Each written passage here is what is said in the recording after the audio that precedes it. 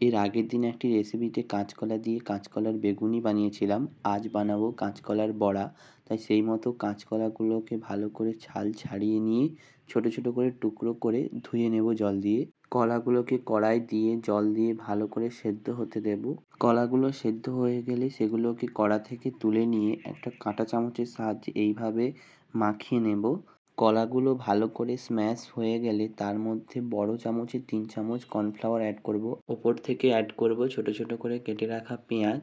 তার সঙ্গে দিয়ে দেব ছোট ছোট করে কেটে রাখা কাঁচা লঙ্কা কুচি। পরিমাণ মতো লবণ দিয়ে দেব। ওপর দিয়ে দেব হলুদ গুঁড়ো, লঙ্কার গুঁড়ো।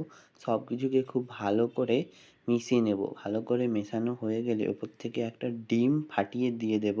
ডিমটা মেশানোর পরও যদি মিশ্রণটা খুব বেশি ঘন মনে হয় তাহলে আপনারা এখানে জলের ব্যবহার করতে পারেন। আমি কিছুটা পরিমাণ জল মিশিয়ে নিয়ে ব্যাটারটা ঠিক এই রকম পরিমাণের ঘন করেছি।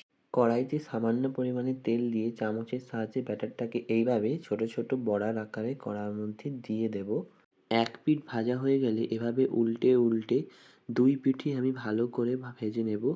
দুই পিঠ ভালো করে লাল লাল করে ভাজা হয়ে গেলে কড়া থেকে তুলে নিলেই তৈরি হয়ে যাবে আমাদের কাঁচকলার বড়া। বসে থেকে আর কি হবে, একটা বড়া তুলুন আর মুখের মধ্যে ভরুন। क्योंकि पहले खुद टेस्ट करे बाद में दूसरों को करवाए।